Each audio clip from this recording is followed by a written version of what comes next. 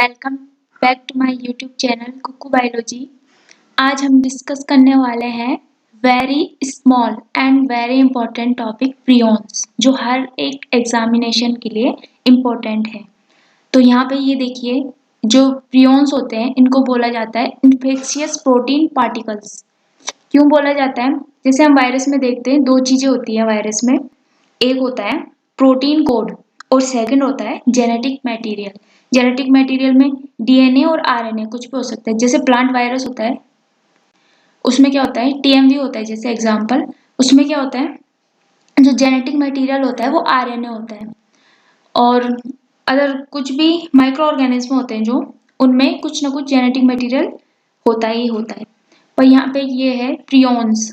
Prions exception है। इनमें क्या होता है, इनमें जेनेटिक मटेरियल नहीं होता है। ये सिंपल से प्रोटीन पार्टिकल्स होते हैं, एक टाइप के प्रोटीन पार्टिकल्स होते हैं जो इन्फेक्शन काउज करते हैं।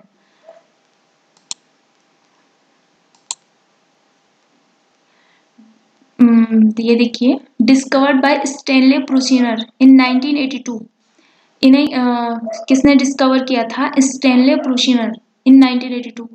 स्टार्टिंग में ही अभी रिसेंट डिस्कवरी हुई है इनकी 1982 में। जो स्टेनले प्रूसिनर थे, इन्होंने इसको डिस्कवर किया और टर्म दिया prions. Infectious agents cause scrapie disease in sheep. जो शीप होती है, भेड़ होती है, ये जो इन्फेक्शियस एजेंट होते हैं, ये क्या क्या करते हैं, ये स्क्रैपेड डिजीज करते हैं ये शीप में। स्क्रैपेड डिजीज होती है एक टाइप की, जिसमें जो भेड़ होती है वो पागल हो जाती है, हो जाती थी। तो इसमें है जो 9 डिजीज नॉन है अभी, उनमें है animal disease are neurological diseases only. जो भी एनिमल्स में डिजीज हो रही हैं, वो सारी की सारी न्यूरोलॉजिकल डिजीज है, सारी की सारी। तो जो उसके बाद देखा गया इंग्लैंड में क्या हुआ कि जो एक डिजीज होती थी मैड काउ डिजीज, ये है स्पॉन्जी फॉर्म इंसेफेलोपैथी। इसमें क्या होता था, जो काउ होती थी, उनके उनका जो ब्रेन होता था वो स्पॉन्जी फॉर्म में कन्वर्ट हो जाता था। पूरे ब्रेन में पूरा ब्रेन ऐसे हो जाता था, एकदम खोखला हो जाता था, एकदम स्पॉन्ज के जैसे हो जाता था। और धीरे धीरे क्या हुआ, ये डिजीज ह्यूमंस में भी फैलने लग गई। तो इसमें क्या होता था, ह्यूमंस में कुछ कॉमन डिजीज हैं, जैसे kuru disease, fatal familial insomnia. जो ये कुरू डिजीज है, इसे क्रूज़फेल्डर जैकब डिजीज यानी कि सीजेडी डिजीज के नाम से भी जाना जाता है। तो एक ये होती थी, और एक है फेटल फैमिलियल इंसोम्निया। इसमें क्या होता है, इंसोम्निया मीन्स नींद ना आना, नींद ना आने की बीमारी। इसमें क्या होता है, इंसान को नींद नहीं आती है और धीरे धीरे नींद पूरी ना होने के कारण इंसान की डेथ हो जाती है। इस टाइप से ये डिजीजेस हैं ह्यूमंस में।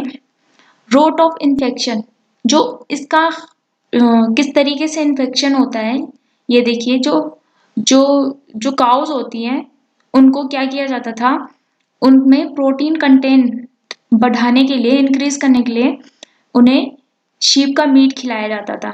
तो शीप, हम जानते ही हैं कि जो शीप पे सबसे पहले ये डिजीज शीप में ही हुई थी, तो पहले पता नहीं था। तो स्क्रैपी इन्फेक्टेड शीप को ये स्क्रैपी इन्फेक्टेड, तो क्या होता था, जो स्क्रैपी इन्फेक्टेड शीप होती थी, जब इनका मीट, जब काउस को खिलाया जाता था प्रोटीन कंटेंट बढ़ाने के लिए, तो क्या होता था, जो काउ काउ होती थी, इनमें मैड काउ डिजीज हो जाती थी, मतलब गाय पागल हो जाती थी। तो जैसे हमें पता है कि फॉरेन में बीफ खाना एकदम कॉमन है। तो उसमें क्या होता है कि जो वहाँ के लोग होते थे, जो कोई भी पॉपुलेशन में कोई भी ह्यूमन है, वो क्या करते थे, जो काउ मैड काउ, किसी गाय को जैसे मैड काउ डिजीज हो रखी है, तो उसका जो बीफ खा लिया किसी ह्यूमन ने, तो उसे सीजेडी डिजीज हो जाती थी, यानी कि क्रूड्सफेल्डर जैकब डिजीज, ये डिजीज हो जाती थी। तो इस टाइप से इसका रोट होता था। पहले शीप में, इन्फेक्टेड शीप का मीट काउ ने खाया, तो काउ को क्या होगा, मैड काउ डिजीज। और जो जब ये हाफ कुक्ड कोई भी ह्यूमन खाएगा, तो उसे क्या हो जाएगा, क्रूज़फेल्डर जैकब डिजीज। ठीक है, तो इस टाइप से इसका इन्फेक्शन होता है। जब ये डिजीज ह्यूमंस में होगी, तो इसे बोलेंगे क्रूज़फेल्डर जैकब डिजीज, कुरू डिजीज। ठीक है। और अगर ये काऊ में होगी तो इसे बोलेंगे मैड काउ डिजीज। हो एक ही डिजीज रही है, पर हो एक ही चीज से रही है, प्रोटीन प्रियोन से, एक टाइप का प्रोटीन पार्टिकल से ही इनसे हो रही है, बट अलग अलग नाम है इनके, अलग अलग अलग अलग उसमें, जैसे। और अगर ये भेड़ में होगी तो इसे बोलेंगे स्क्रैपी डिजीज। अब देखते हैं हम disease spread by. Disease spread कैसे होती है? तो नॉर्मल से हम जानते हैं, जैसे कंटामिनेशन, सर्जिकल इंस्ट्रूमेंट्स, अगर कोई भी स्क्रैपी इन्फेक्टेड शीप है या क्रूसफेडेड इन्फेक्टेड ह्यूमन है, उसमें कोई भी सर्जिकल इंस्ट्रूमेंट यूज हो रखे हैं और उन्हें बिना स्टेराइज किए ही या ठीक से स्टेराइज नहीं किए हैं, और हमने किसी अदर हेल्थी पर्सन में या हेल्थी शीप में किसी में भी अगर उनका यूज कर लिया है, तो ये जो स्क्रैपी प्रोटीन होता है, ये स्क्रैपी प्रोटीन है या इन्फेक्शियस प्रोटीन पार्टिकल्स हैं, ये अदर हेल्थी पर्सन में जाएंगे और उसे भी डिजीज काउज करवा देंगे। ठीक है, तो सेम ऐसे ही न्यूरोलॉजिकल ट्रांसप्लांट, इससे भी डिजीज स्प्रेड होती है। Causing agent and mode of infection. अब हम देखेंगे इसका काउजिंग एजेंट क्या है और इन्फेक्शन का मोड क्या है, किस तरीके से ये इन्फेक्टेड हो जाता है।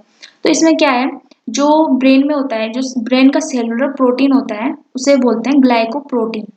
तो उसमें उसे इंडिकेट करेंगे हम पीआरपीसी से, इज ट्रांसफॉर्म्ड इनटू पीआरपीएससी, यानी कि स्क्रैपी प्रोटीन, इसे पीआरपीएससी से इंडिकेट करेंगे, स्क्रैपी प्रोटीन को जो डिजीज काउज करता है। तो fragments of PrPSc are accumulated in the brain. जो पीआरपीएससी के फ्रेगमेंट्स हैं वो ब्रेन में एक्यूमुलेट हो जाते हैं, इकट्ठे हो जाते हैं एज अ प्लाक, एक प्लाक के रूप में। It is it is yet not clearly known how to normal protein molecules convert into the scrapie proteins. अभी ये क्लियरली नोन नहीं है, पता नहीं है कि कैसे ये नॉर्मल प्रोटीन मॉलिक्यूल्स होते हैं ये स्क्रैपी प्रोटीन में कन्वर्ट हो जाते हैं, but it is supposed that the PRPSC act as template to convert the normal protein into the scrappy protein। जो बट ऐसे सपोज ऐसा माना जाता है कि जो PRPSC है, ये स्क्रैपी प्रोटीन है, ये एक टेम्पलेट की तरह काम करता है और जो ये नॉर्मल प्रोटीन है इसे स्क्रैपी प्रोटीन में कन्वर्ट कर देता है। एक डायग्राम है, इसके बेस पे हम देखने की कोशिश करते हैं कि ये किस तरीके से, समझने की कोशिश करते हैं किस तरीके से पीआरपीसी कन्वर्ट इनटू पीआरपीएससी। ठीक है, तो ये देखिए जो ये सेल है, इस सेल के सरफेस में पीआरपीसी, ये नॉर्मल प्रोटीन होगा ब्रेन में, नॉर्मल सेलुलर प्रोटीन है, ये सेल के सरफेस में बनेगा, सेल में बनेगा और सेल के सरफेस में इकट्ठा हो जाएगा यहाँ पे प्लाज्मा मेम्ब्रेन के सरफेस पे। तो यहाँ पे देखिए बाहर से कोई पीआरपीएससी स्क्रैपी प्रोटीन एंटर करेगा तो क्या होगा, ये सबसे पहले जो ये हमारा सेलुलर प्रोटीन है इसके साथ ये बाइंड होगा, रिएक्ट करेगा और धीरे धीरे ये सारे सेलुलर प्रोटीन्स को कैसे किस में कन्वर्ट करेगा, पीआरपीएससी में, यानी कि स्क्रैपी प्रोटीन में कन्वर्ट कर देगा। ये देखिए ये मोर, यहाँ पे इसने सारे प्रोटीन्स को स्क्रैपी प्रोटीन में कन्वर्ट कर लिया है। अब क्या होगा कि जो हमारी प्लाज्मा मेम्ब्रेन का सरफेस है इसमें एंडोसाइटोसिस प्रोसेस होगी, इसमें ये वेसाइकल फॉर्मेशन होगा एक, जिससे ये स्क्रैपी प्रोटीन है ये यहाँ सेल के अंदर एंटर करेगा। अब सेल के अंदर जब ये एंटर करेगा तो हमारी बॉडी में जो मतलब ब्रेन की सेल्स में जो होता है लाइसोसोम होता है, तो वो रिकॉग्नाइज करेगा, वो बोलेगा ये पता नहीं है क्या आ गया बॉडी के अंदर, तो क्या करेगा, वो खुद को प्रोटेक्ट करने के लिए क्या करेगा, सेल को प्रोटेक्ट करने के लिए क्या करेगा, बहुत सारे हाइड्रोलिटिक एंजाइम्स सीक्रेट करेगा और फिर भी ये स्क्रैपी प्रोटीन खत्म नहीं होगा। ठीक है, डेड नहीं होगा।